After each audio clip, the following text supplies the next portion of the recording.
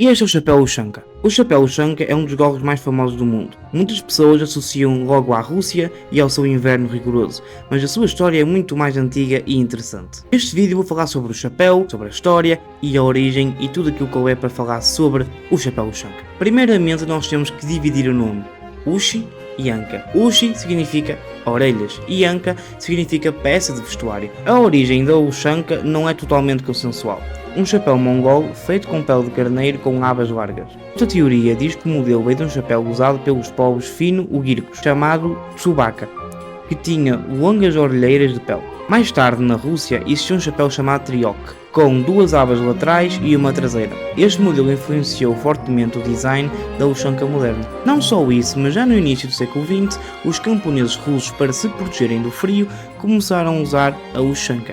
A Ushanka tornou-se famosa durante a Guerra Civil Russa entre 1918 e 1919, no qual, se vocês quiserem saber melhor sobre a Guerra Civil Russa, principalmente no período de Lenin, existe um vídeo aqui no canal e o link está aqui na descrição. Um dos primeiros modelos modernos utilizado foi por Alexander Kolchak, líder do exército branco, que mais tarde acabara por perder a guerra. O gorro chamado Kolchakova tinha coroa redonda e orelheiras e era muito semelhante ao Ushanka atual. Depois da vitória do exército vermelho, os soldados passaram a usar a Bulenovka, um gorro de feltro inspirado nos capacetes de antigos guerreiros russos, mas que oferecia muita pouca proteção contra o frio. A partir dos anos 1930 é que este gorro começou a ficar conhecido. Também já nos anos 30, algumas unidades navais soviéticos começaram a usar o Ushanka oficialmente. Após a Guerra de Inverno contra a Finlândia, o exército russo precisava de algo que os mantesse quentes. E adivinhem o que é que foi usar?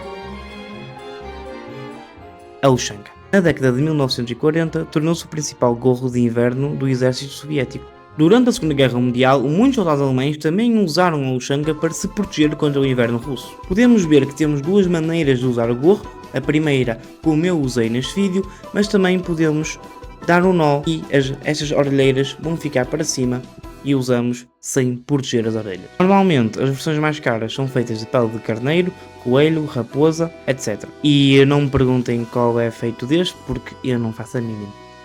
A Ushanka aparece frequentemente em filmes, videojogos e desenhos animados, tornando-se um dos símbolos visuais mais reconhecidos na Rússia. A Ushanka também foi usada no exército chinês e só em 2013 que a Rússia parou de usar a Ushanka de maneira oficial. O chapéu também pode ser encontrado em climas com muito frio como Finlândia, Suécia, Canadá e outras regiões da Europa. Apesar dessas variações todas, claro que o chapéu ficou inteiramente ligado à Rússia. A Ushanka nasceu da necessidade de sobreviver ao frio extremo. Sofreu várias alterações ao longo do tempo, mas ficou inteiramente ligado ao símbolo nacional russo. Mais do que um chapéu, a Ushanka representa a era soviética, ou neste caso, representa uma das coisas da era soviética. Portanto, este foi o vídeo, agora estou a usar sem as orelhas, só para acabar. Estou a precisar de outra luz, portanto, e também queria levar este posse. Opa, PayPal. Ok? Por favor. Eu só peço no fim do vídeo. Podia ser aqueles youtubers que pedem logo no início, que é muito chato. Mas não, eu sou um gajo fixe. Só peço no fim. Está bem? E também soube agora que talvez o vídeo não apanhe o chapéu todo.